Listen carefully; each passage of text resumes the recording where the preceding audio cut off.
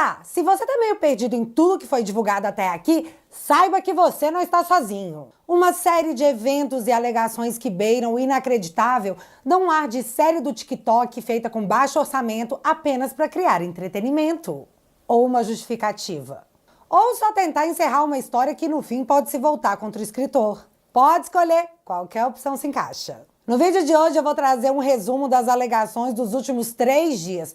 E se você não estiver usando o nariz de palhaço, você vai viver esse momento errado. O golpe do táxi, a vítima que é o juiz, o relatório que só a mídia tem acesso e as fotos comprometedoras que, nossa senhora, é pior que um nude. Então é isso. Você quer entender o mais novo passo dado pelo atual regime que vivemos em Brazuela em nome de se salvar a democracia? Então separa a pipoca, fica confortável e deixa eu te atualizar.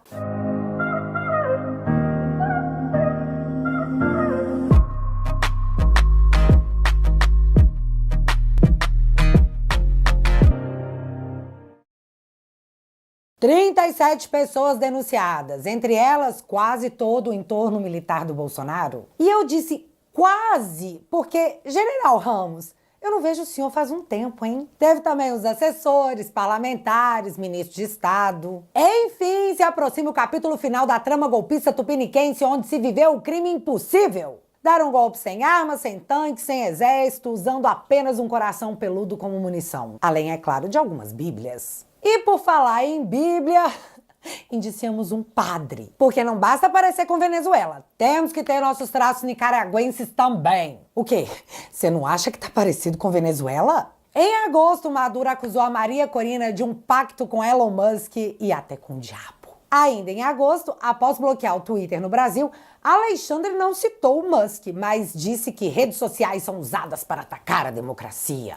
Aí, o Maduro na Venezuela acusou a Maria Corina de estar se preparando para fugir do país. Já na versão brasileira é assim: Bolsonaro é um fugitivo confesso, diz ministro de Lula sob ida do ex-presidente à embaixada da Hungria. Voltando para a Venezuela, quando a oposição a Maduro tentava um acordo, após denúncia de suposto plano para matá-lo, Maduro diz que acordo com a oposição está mortalmente ferido. E retornando para o Brasil, novas revelações da Polícia Federal sobre plano de matar Lula e Moraes reforça a pressão contra a anistia a golpistas do 8 de janeiro. E é claro, usou a palavra golpistas, pode saber que essa matéria é do Globo. E já que eu mencionei que nós indiciamos um padre, polícia na Nicarágua prende outro padre católico, crítico ao governo, e contam que um bispo foi condenado e sentenciado sem julgamento a 26 anos de prisão por traição. Vem cá, não parece um roteiro, tipo um manual? No melhor estilo, usa esse aqui, tá?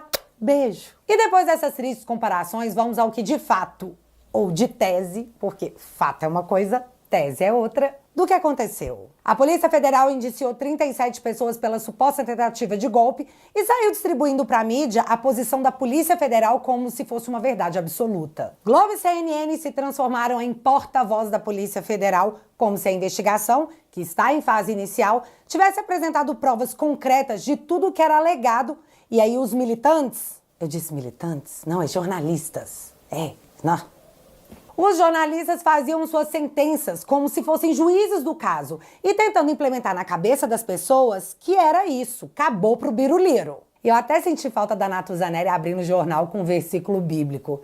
E que pena que não rolou, porque a primeira vez que ela fez isso foi criado um novo marco no jornalismo militante tupiniquense. Se bem que a produção feita pelo filho da Miriam Leitão no Jornal Nacional, transformando o jornalismo em novela partidária, numa cena tão escrota, tão patética, tão vergonha alheia, que ninguém tancou, e o vídeo foi deletado de todos os perfis da emissora. Mas o exposed da militância explícita será sempre lembrado como um dos piores momentos do jornalismo profissional brasileiro. Páreo duro, hein, Natuza? Bora se esforçar, minha filha! Mas tá, enquanto o jornalismo militante reproduzia em forma de sentença o que a Polícia Federal falava, existia uma coisa rodando na internet a ser analisada por todo mundo que se recusa a ouvir apenas os seus 2 neurônios, Pink e Cérebro. O relatório de um pouco mais de 200 páginas que embasou a operação da polícia e proclamou aos 4 ventos que militares queriam mandar Lula, Chuchu e o imperador de tobogã. Em tempos em que a internet não existia, a Globo ia falar e acabou, fiote. Essa era a verdade absoluta. Mas a internet levou o relatório para a palma das mãos de qualquer pessoa que quisesse ler esse relatório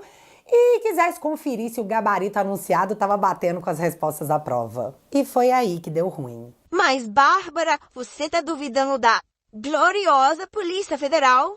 Então, eu tô. E eu já vou dar os meus motivos mais pra frente. Por hora, você tem que saber que uma galera também tá torcendo o nariz. E como criticar a palavra de instituições que são contra o Bolsonaro no Brasil é crime, eu vou ficar com a matéria da Folha, já que o regime ainda está constrangido de ir diretamente para cima de jornais tradicionais que não estejam 100% alinhados. Investigação sobre plano para matar Lula e Moraes tem indícios e lacunas. Indícios, como o pai dos burros, o Google, nos conta, é algo que indica a possibilidade, mas não é um fato concreto. E então a Folha faz um compilado de quais são esses indícios e quais são as lacunas dentro desses indícios apontados. Portanto, se liga. Sobre a reunião com Braga Neto, a Folha diz que os indícios são que mensagens com um suspeito teor golpista começaram a surgir a partir do dia 12 de novembro de uma reunião na casa do general Braga Neto, onde estaria o Cid, o Major Rafael e o tenente-coronel Hélio Ferreira. Mas, segundo a matéria, a lacuna desse indício é que não existe nenhum indício do que foi de fato tratado nessa reunião.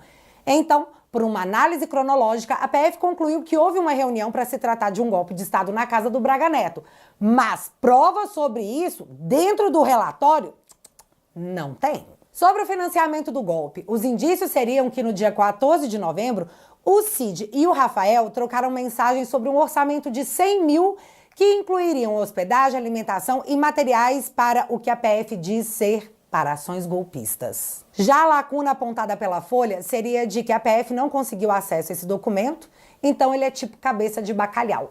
Ninguém nunca viu. Outro indício apontado pela Polícia Federal foram os preparativos para a ação. A PF diz que através do rastreamento de antenas dos celulares da galera, Cid, Rafael e Bolsonaro estavam na mesma área da antena que cobre o Palácio do Planalto e que o general Mário Fernandes teria impresso no Planalto o tal plano para mandar de tobogão o Alexandre, o Chuchu e o Lula. Já a lacuna apontada pelo jornal é que não existe confirmação direta que nenhum deles tenha se encontrado. E por fim, o tal plano para de fato...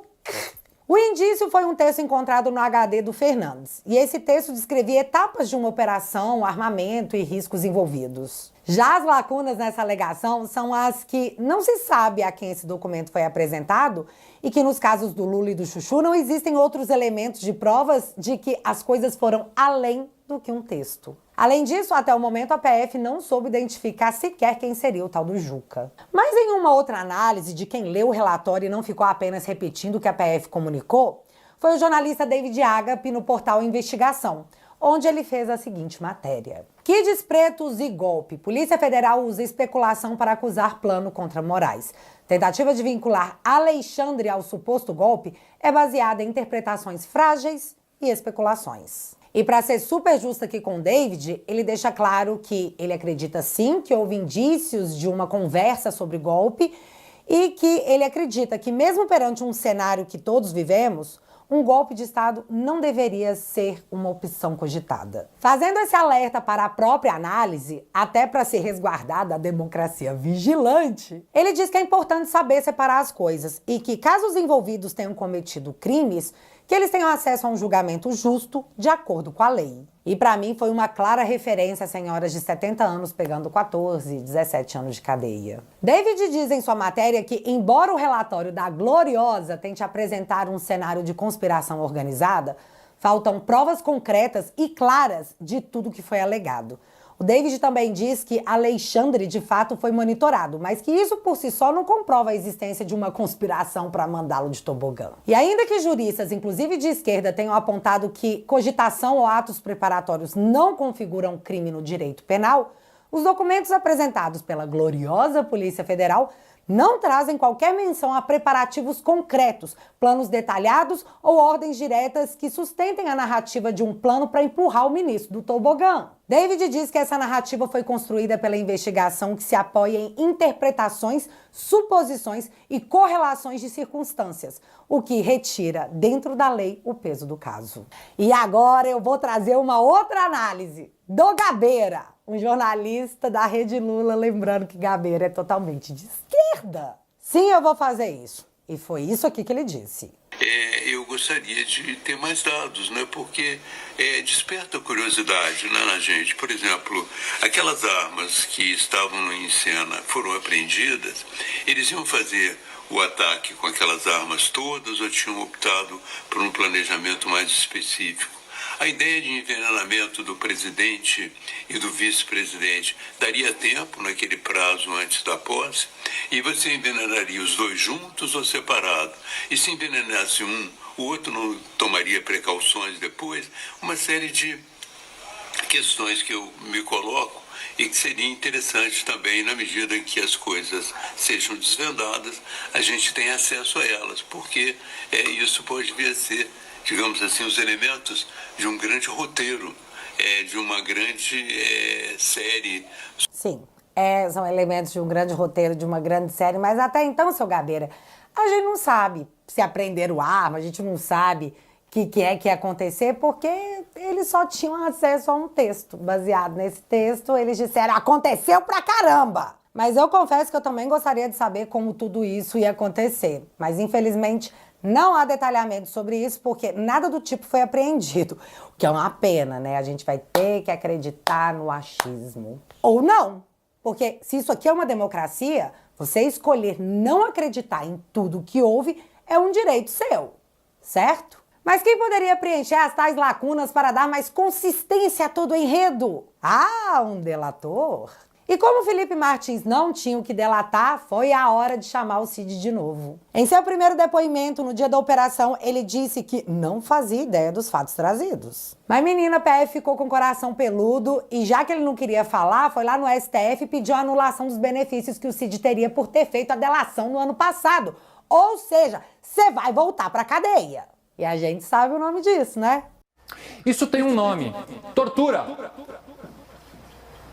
Prender uma pessoa para que ela delate tem um nome e eu vou voltar a repetir: tortura. E quem falou isso foi o advogado petista, então achou ruim e reclama com ele. Se bem que o próprio ministro Gilmar já tinha dito que o método se tratava do novo pau de arara do século XXI. Mas vai ver, os tempos mudaram. Os tempos ou os acusados, né? Vai saber. Os momentos anteriores ao depoimento do Cid já diziam: omissões podem levar Mauro Cid de volta à prisão. E então, o novo depoimento do Cid foi marcado, mas esse depoimento seria tomado pelo próprio Alexandre de Moraes em pessoa. E eu fiquei super curiosa para saber como que as perguntas seriam feitas, né? Tipo... Cid, você tinha conhecimento dos planos de me matar? Ou então ele ia perguntar assim... Cid, você tinha conhecimento dos planos para matar o ministro Alexandre? Na